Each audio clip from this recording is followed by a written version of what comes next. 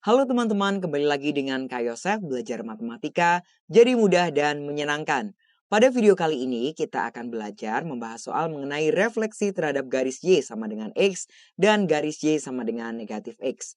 Langsung saja ya kita ke soal yang pertama.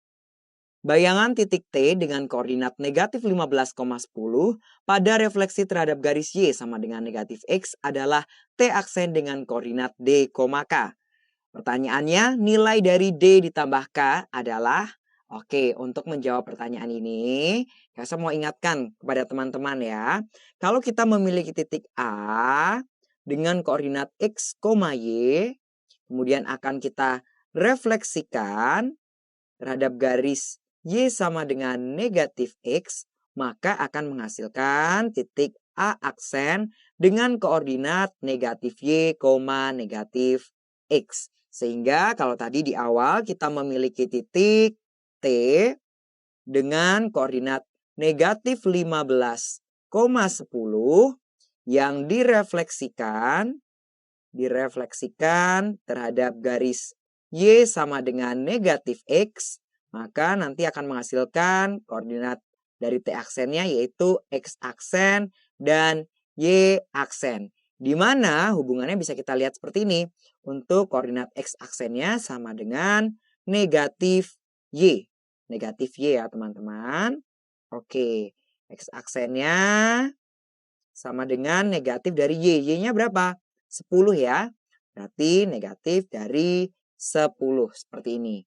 Dan untuk Y aksennya sama dengan negatif X. Negatif dari X. Nah, X-nya nilainya berapa nih teman-teman? X-nya di sini nilainya adalah negatif 15. Berarti kita tuliskan negatif dari negatif 15. Sehingga bisa kita peroleh Y aksennya sama dengan positif 15.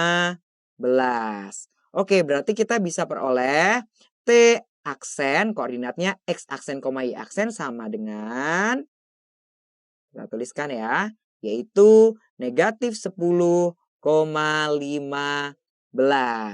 Nah, tadi kita ketahui di soal T aksennya itu sama dengan D, K. Berarti di sini D, di sini K-nya ya. D-nya sama dengan negatif 10, yaitu koordinat X-nya. Sementara K-nya adalah koordinat dari Y-nya, yaitu 15. Sehingga kalau kita diminta D ditambah K, kita tinggal jumlahkan. D ditambah K sama dengan negatif 10 ditambah 15. Hasilnya adalah 5. Jadi nilai dari D ditambah K adalah 5. Sekarang kita ke soal nomor 2 ya teman-teman. Titik P dengan koordinat negatif 8,16 direfleksikan terhadap garis Y sama dengan X, kemudian direfleksikan lagi terhadap garis X sama dengan negatif 6. Koordinat bayangan terakhir dari titik P adalah, oke, untuk mencari koordinat bayangan terakhir dari titik P, saya mau ingatkan terlebih dahulu ya. Kalau kita memiliki titik A dengan koordinat X, Y yang direfleksikan terhadap garis Y sama dengan X, ya, karena di sini nanti direfleksikan terhadap garis Y sama dengan X, maka akan menghasilkan bayangan A aksen dengan koordinat Y, X. Nah, kemudian di sini ada refleksi lagi, yaitu terhadap garis X sama dengan negatif 6. Jadi kalau kita memiliki titik A dengan koordinat X, Y yang direfleksikan terhadap garis X sama dengan H, di mana garis X sama dengan H ini berarti sejajar dengan sumbu Y, akan menghasilkan titik A aksen dengan koordinat X-nya yaitu 2H dikurangi X. Sementara koordinat Y-nya sama, tetap ya, yaitu Y.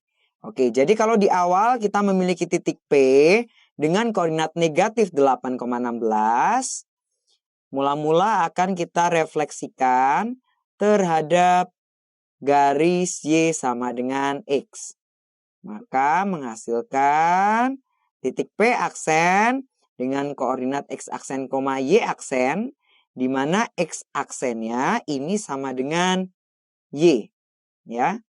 Oke, berarti X aksennya sama dengan berapa? Y di sini nilainya adalah 16. Berarti X aksen sama dengan 16. Dan nilai dari koordinat Y aksennya sama dengan X. Nah, berapa nilai X? Nilai X di sini yaitu negatif 8. Sehingga kita peroleh koordinat dari titik P aksen sama dengan yaitu 16, negatif 8. Nah, setelah kita ketemukan titik P aksen, maka ini akan kita refleksikan kembali. Ya, kita refleksikan terhadap garis X sama dengan negatif 6. Maka akan menghasilkan titik P double aksen, X double aksen, Y double aksen. Di mana X double aksennya hubungannya sama dengan 2H dikurangi X aksen. 2H dikurangi X aksen. Ya, sehingga kita akan peroleh X double aksennya 2 dikali H hanya adalah negatif 6.